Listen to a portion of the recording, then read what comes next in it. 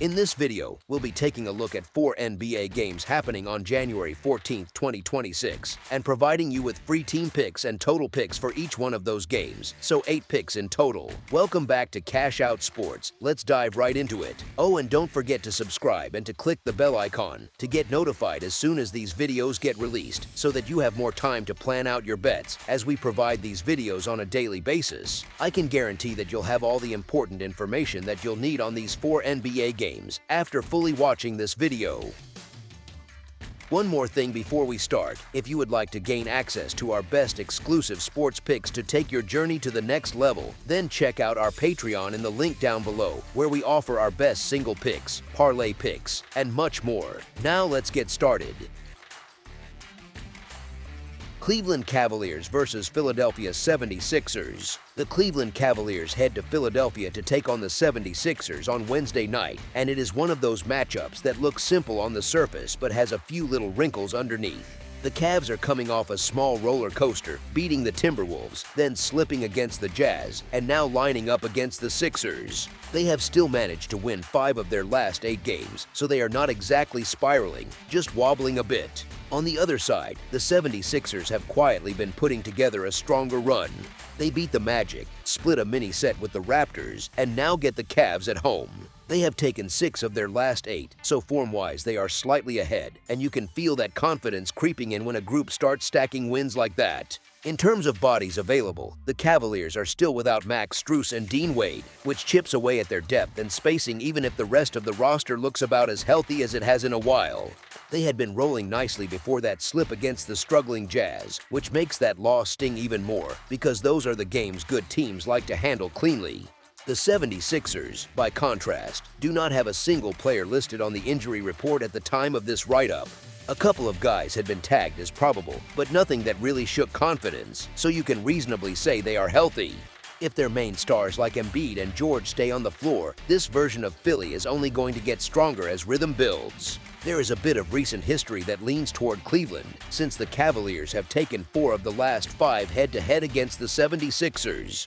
That kind of trend always tempts bettors because it feels like a pattern. However, this season against the spread tells a very different story. Cleveland is just 12-29 ATS, which makes them the worst cover team in the league at the moment. They may win games here and there, but they have not been kind to anyone backing their numbers. Philadelphia, on the other hand, is a much more reliable 23-14-1 ATS, which speaks to a team that generally meets or beats expectations rather than sagging under them.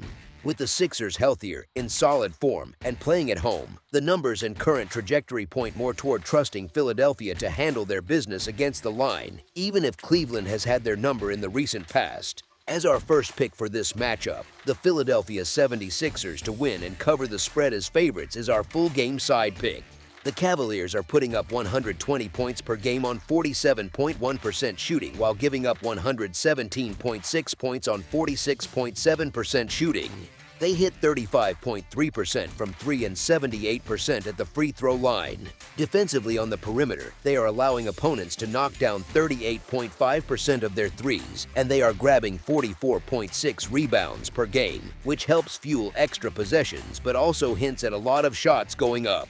The 76ers are averaging 117.2 points per game on 45.4% shooting and allowing 115.5 points on 46.4% shooting. From beyond the arc, they shoot 35.6%, and at the stripe, they are even steadier at 81.6%. Defensively, they are holding opponents to 34% shooting from deep while also pulling in 44.6 rebounds per game themselves. So both teams are living in that high 1-teens scoring range on average, while also giving up a similar band of points on the other end. When you put those numbers side by side, you get a matchup where both offenses are capable of putting pressure on the rim and the arc, and both defenses allow enough efficiency that a clean shooting night from either side can push things upward. Cleveland gives up a high percentage from 3, which can reward any hot stretch from Philadelphia, while both teams are solid enough from the free throw line that late-game fouls can tack on extra points instead of wasted trips. Rebounding parity at 44.6 boards per game for each also means plenty of chances for second chance looks, not just one-and-done possessions. Taken together, it points more toward a game that has a realistic path to a higher total rather than a slow, grinded-out rock fight, especially if the offenses simply play to their season averages. As our second pick for this matchup, over the projected total is our full game total pick. Toronto Raptors versus Indiana Pacers. The Toronto Raptors head into Gainbridge Fieldhouse on Wednesday night to face the Indiana Pacers, and this one has a bit more emotional texture than a standard midweek game. Toronto has just split a mini-series with the 76ers, taken a loss to the Celtics, and they have the Clippers waiting after this. Even with that recent stumble, they have won 7 of their last 11 games, so they are not exactly limping into Indiana. Indiana comes in feeling a lot lighter mentally. The Pacers are fresh off wins over the Celtics and the Heat, with the Pelicans on deck next.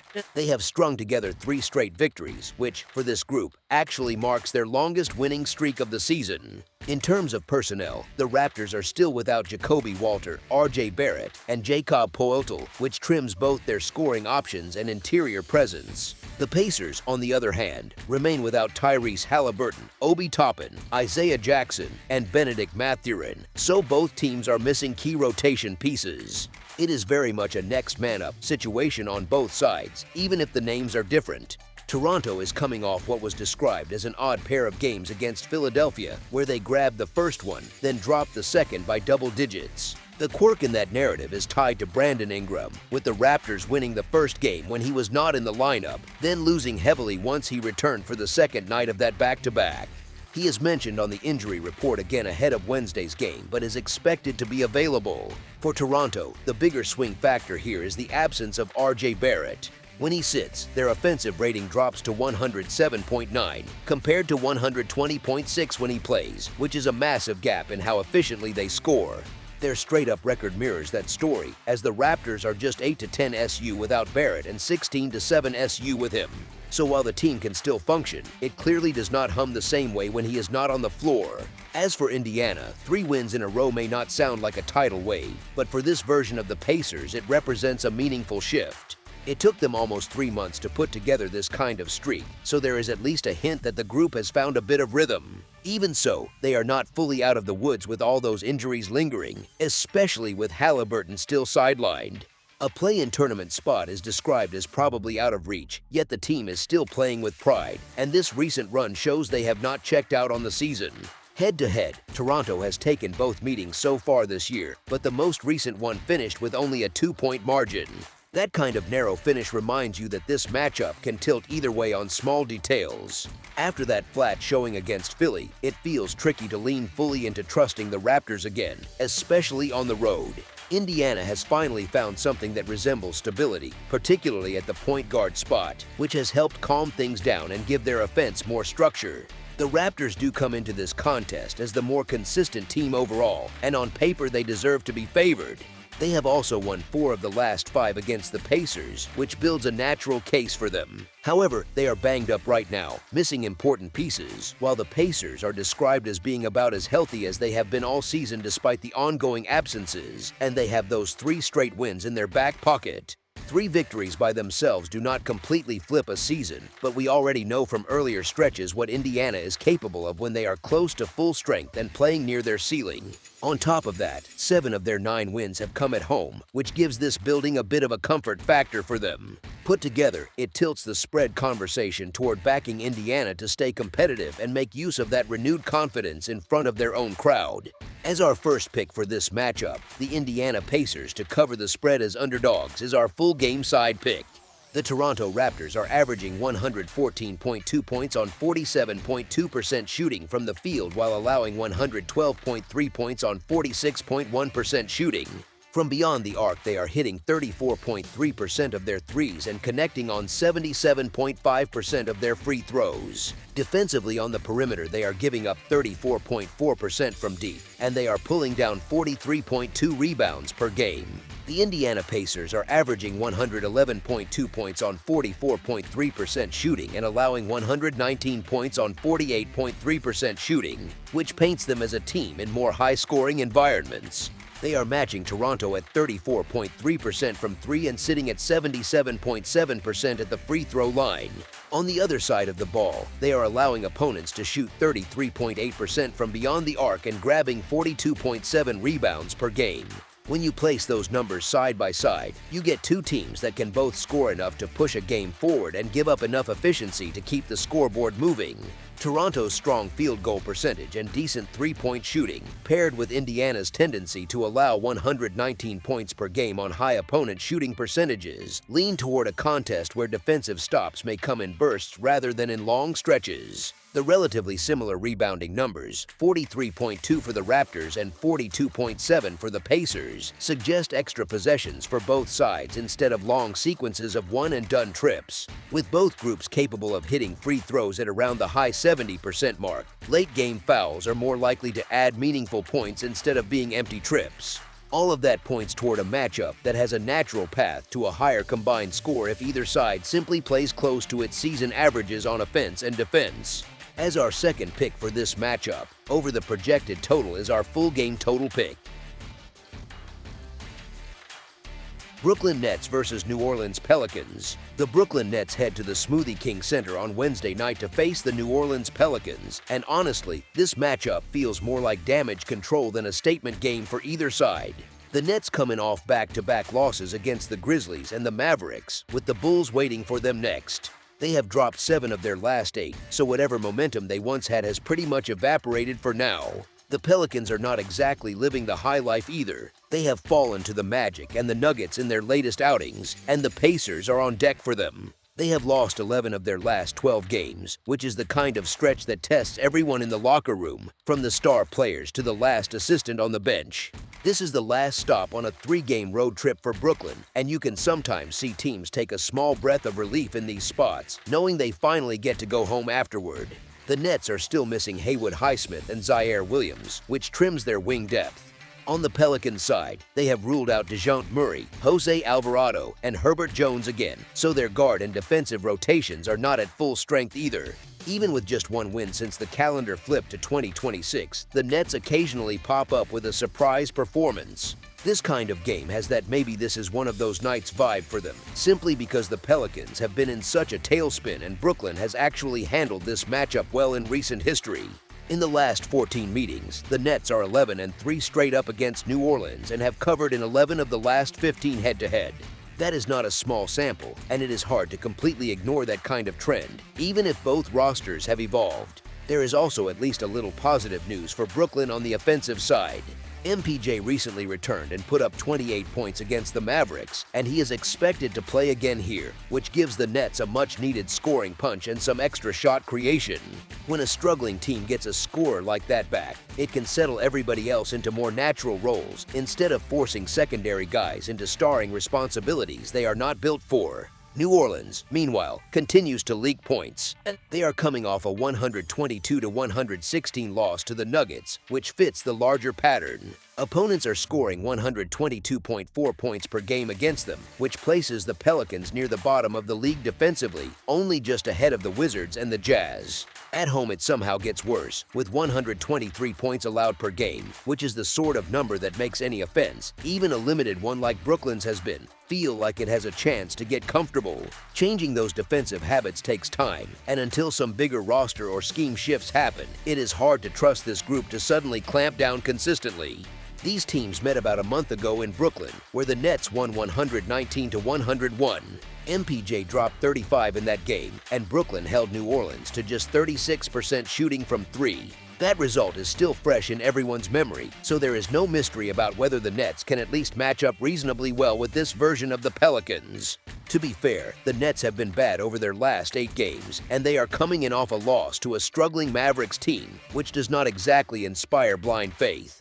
The Pelicans have also kept their slide going with yet another defeat, although they are relatively healthy overall and did not look completely lifeless against Denver. Here is the thing, though, Brooklyn has shown a few more flickers of life recently, and they have the rest advantage. New Orleans played last night, and when a team that already cannot get out of its own way has to turn around that quickly, the flaws often show up even more. The Pelicans are 1-9 straight up and 2-8 against the spread in their last 10, and they lost to the Nets by 18 just a little more than a month ago. So yes, this is an ugly game between two teams outside the real playoff conversation, but with the Pelicans winning only once in 12 outings and riding a 6-game losing streak, it feels very tough to justify backing them in this spot. As our first pick for this matchup, the Brooklyn Nets to win and cover the spread as favorites is our full game side pick. The Brooklyn Nets are averaging 108.8 points per game on 44.6% shooting from the field while allowing 113.9 points on 48.6% shooting. They are connecting on 34.5% of their threes and hitting 78% of their free throws. On the other end, they are allowing opponents to shoot 37.1% from deep and are grabbing 40 rebounds per game. The New Orleans Pelicans are putting up 114.9 points per game on 46.5% shooting and giving up those 122.4 points on 48.8% shooting. From beyond the arc, they are hitting 34% of their attempts and also converting 78% from the free throw line.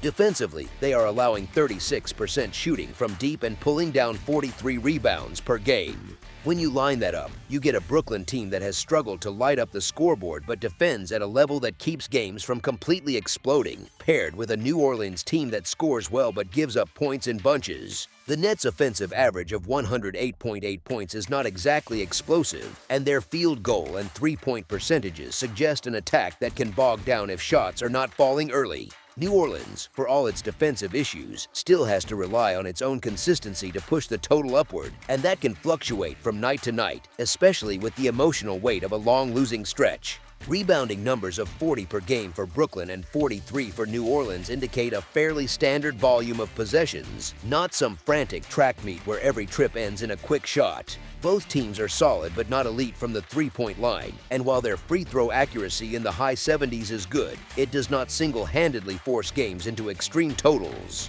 If the Nets control tempo at all and their offense continues to perform closer to its season average than some random outburst, there is a reasonable path to a game where the scoring stays more contained than the Pelicans' raw defensive numbers might suggest at first glance. You get a blend of one side that struggles to score big and another that can still misfire or lose rhythm despite its higher average, which pulls the expectation slightly downward rather than toward a wild shootout. As our second pick for this matchup, under the projected total is our full game total pick.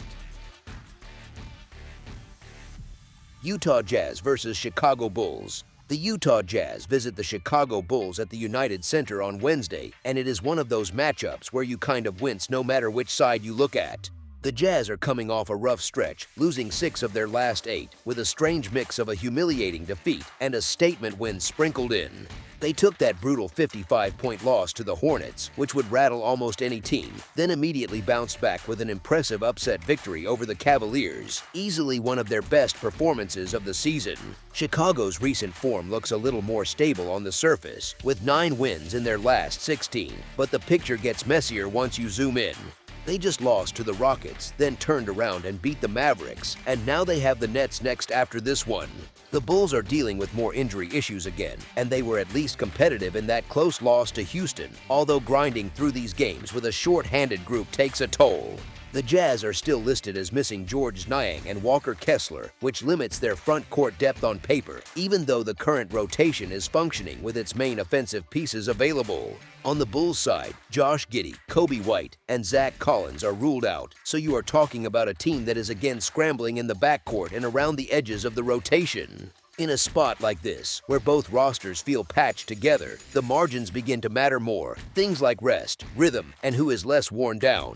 Chicago usually gets at least a little benefit of the doubt at home, but they are banged up and sliding into another one of those mini slumps. They also played last night, and that scheduling detail is not doing any favors for an injured lineup that has to lean harder on its remaining starters. Utah, for all its inconsistency, has those stretches where it can hang around, move the ball, and punish a tired opponent, and the rest advantage definitely leans their way here. You also have that memory from November when the Jazz beat the Bulls in an overtime thriller that turned into a wild, high-scoring classic, which quietly reminds you that Utah has already proven it can push this Chicago team deep into a game and come out on top. The truth is, backing either side with full confidence right now would be a stretch. Even so, the Jazz have their key options available. They are coming off a strong win over the Cavaliers, and they walk into this game with fresher legs and a recent head-to-head edge. That makes it easier to lean toward Utah grabbing the points and having a real shot at the minor upset against a Chicago team that is bruised up, a bit tired, and not in its sharpest form. As our first pick for this matchup, the Utah Jazz to cover the spread as underdogs is our full game side pick. The Utah Jazz are averaging 119 points per game on 46.2% shooting and allowing a hefty 127.3 points on 49.2% shooting. From deep, they are hitting 35% of their threes, and they are knocking down 80.2% of their free throws. On the other end, they are allowing opponents to shoot 37.3% from beyond the arc and pulling in 44.6 rebounds per game, which points to a lot of shots going up and a lot of points sticking. The Chicago Bulls are not that far behind in the scoring department either. They are averaging 117.3 points per game on 47.3% shooting while giving up 120.8 points, also on 47.3% shooting. They shoot 35.9% from 3 and 78.3% from the free throw line. Defensively, they are allowing 36.7% from beyond the arc and grabbing 45.8 rebounds per game, which again suggests high possession games where stops are more suggestion than rule. When you put those profiles side by side, you basically get two teams that score well, allow even more, and do not exactly live on defensive identity.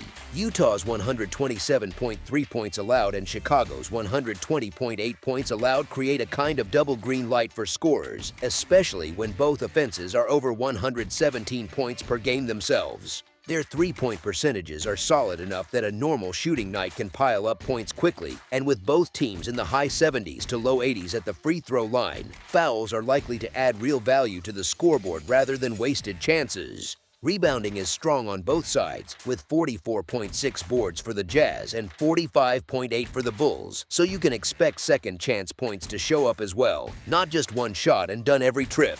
If you think back to that overtime meeting in November, they combined for 297 points, which is a massive total even with the extra period, and it fits what these stats suggest about their style. Neither defense has been able to consistently control opponents, and both offenses have the tools to take advantage, especially if pace picks up even a little. So if this matchup follows the same basic pattern both teams have shown all season, you are looking at a game that has a very natural path toward a higher total rather than a slow, grind-heavy battle. As our second pick for this matchup, over the projected total is our full game total pick. That's all for now, so if you have any other games you would like reviewed, then leave a comment down below with the game you would like analyzed, subscribe to our channel, leave a like on this video, and we'll get to it as soon as we possibly can. We would also love to hear your opinion on the picks presented to you in this video, whether you agree or disagree with them, so leave a comment down below and do let us know.